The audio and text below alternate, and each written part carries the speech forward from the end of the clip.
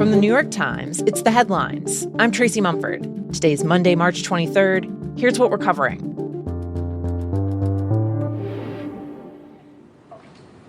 At approximately 11:40 last night, Air Canada Flight 8646 collided with the Port Authority aircraft rescue and firefighting vehicle on runway 4.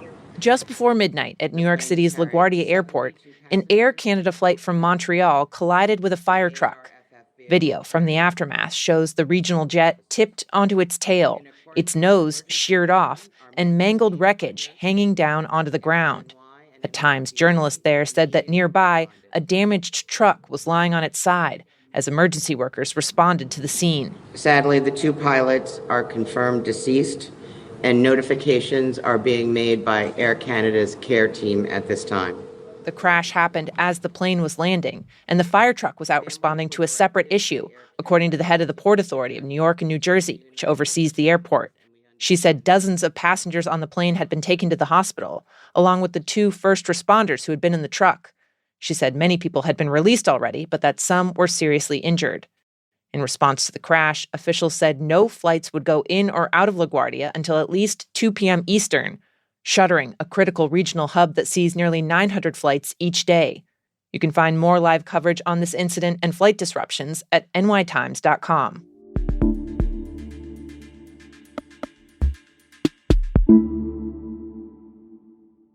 Now, 3 updates on the war in the Middle East. After President Trump issued an ultimatum to Iran over the weekend, saying he'd strike the country's power grid if the Strait of Hormuz wasn't opened by tonight, he has now extended his deadline. In a social media post this morning, the president said he'd push back the threat by another 5 days because the U.S. and Iran had held, quote, very good and productive conversations regarding a complete and total resolution of our hostilities in the Middle East. It wasn't clear who was involved in those talks, and Iran did not immediately issue a statement of its own. Also, this weekend in Israel, 2 Iranian ballistic missiles landed in residential neighborhoods, getting around Israel's vaunted air defense systems. About 175 people were wounded, according to emergency and health services. The failure of the defenses has rattled people there and renewed concerns that the Israeli military might be holding back some of its more advanced weaponry after drawing down its stockpiles during the 12-day war with Iran last year.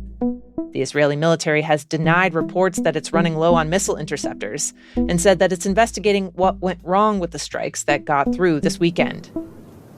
And last update on the war. In southern Lebanon, the Israeli military is destroying more homes and bridges, saying it's necessary to thwart threats from Hezbollah, the Iran-backed armed group.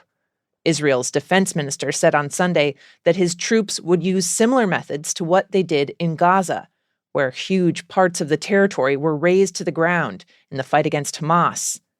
Israel's been carrying out a major military campaign in Lebanon since Hezbollah fired rockets and drones in solidarity with Iran. More than 1 million people have already fled their homes, and over 1,000 have been killed, according to the Lebanese government. Many Lebanese fear that the intensified Israeli assaults could lead to a long-term occupation of the southern part of their country.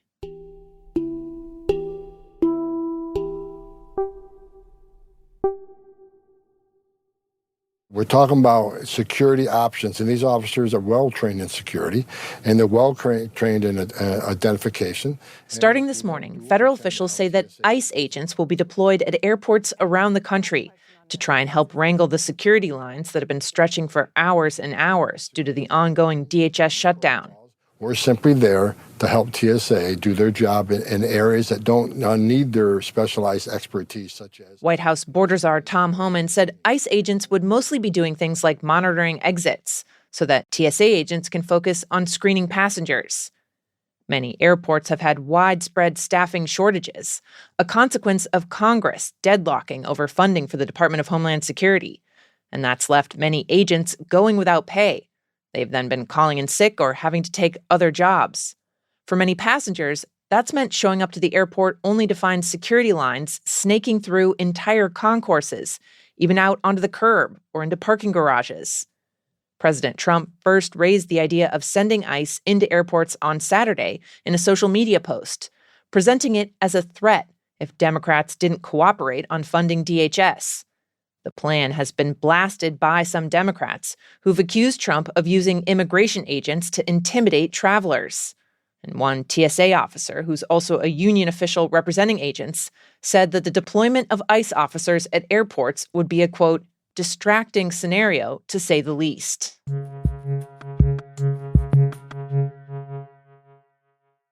In Mexico, guns from the U.S. have been pouring into the country for years, a phenomenon that's earned the nickname the Iron River. By one estimate, 80% of weapons seized by Mexican authorities are from the U.S. Now, in the past year, that river has turned into a flood. I've spent months speaking to arms smugglers based both in the US and in Mexico. And that's how I discovered that an unprecedented number of weapons are actually coming into Mexico, and that these cartels, particularly the Sinaloa cartel, is arming themselves to the teeth.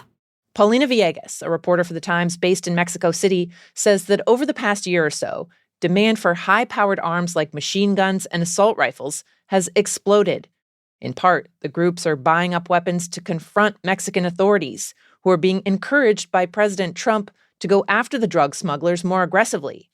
And the cartels are preparing for a potential U.S. military intervention, which Trump has threatened. Paulina interviewed more than a half dozen cartel operatives directly involved in buying and delivering some of the hundreds of thousands of weapons that are smuggled into Mexico every year.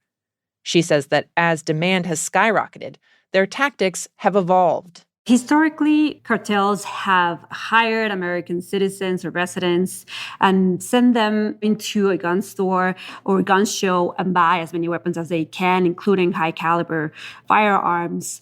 But more recently, we've also discovered that smugglers have relied on other methods. For instance, they are going directly to gun store employees or managers. They're bribing them to falsify records or use records of other prior purchasers to supply the weapons for them.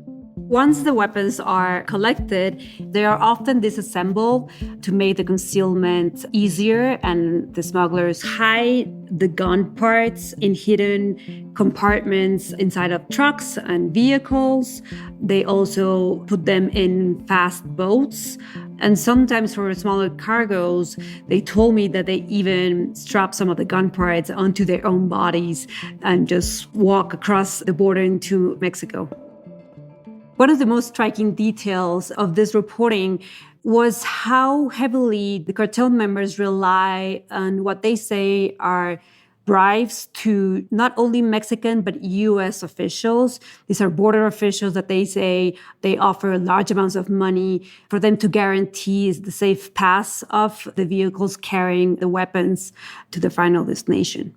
In response to questions from The Times, U.S. Customs and Border Protection said in a statement that its officers, quote, enforce our nation's laws along what is now the most secure border in history.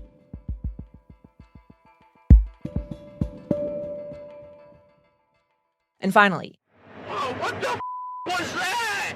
Over the past week, meteors have arced through the sky in at least two parts of the U.S., causing rumbling sonic booms and fiery streaks of light. I came in here to look, and I see the hole in the ceiling, a big dent in the floor, another... North of Houston, Sherry James told KHOU-TV that a chunk of space rock came crashing through the roof of her house on Saturday. And in Ohio, a 7-ton fireball exploded over the Cleveland area. That meteor set off a race among a small but motivated group in the U.S., meteorite hunters. Some 24 people pored over radar data, booked one-way flights, and packed their bags, along with, in some cases, wads of cash. Space rocks can be a big business. A massive specimen found in Niger last year fetched over $5 million at auction. The Times met up with some meteorite hunters in Ohio who didn't find anything that big, but even a chunk the size of a gumball can be worth hundreds or thousands of dollars. It's somewhat polarizing because there's a competing belief that space rocks should be collected for science, not profit. But the money is there. One of the guys who scooped up a piece in Ohio said he quit his job a few years ago after he made $40,000 in one weekend hunting meteorites. Those are the headlines. Today on The Daily, inside the divide on the American right over Trump's decision to go to war in Iran. You can listen to that in the New York Times app or wherever you get your podcasts. I'm Tracy Mumford. We'll be back tomorrow.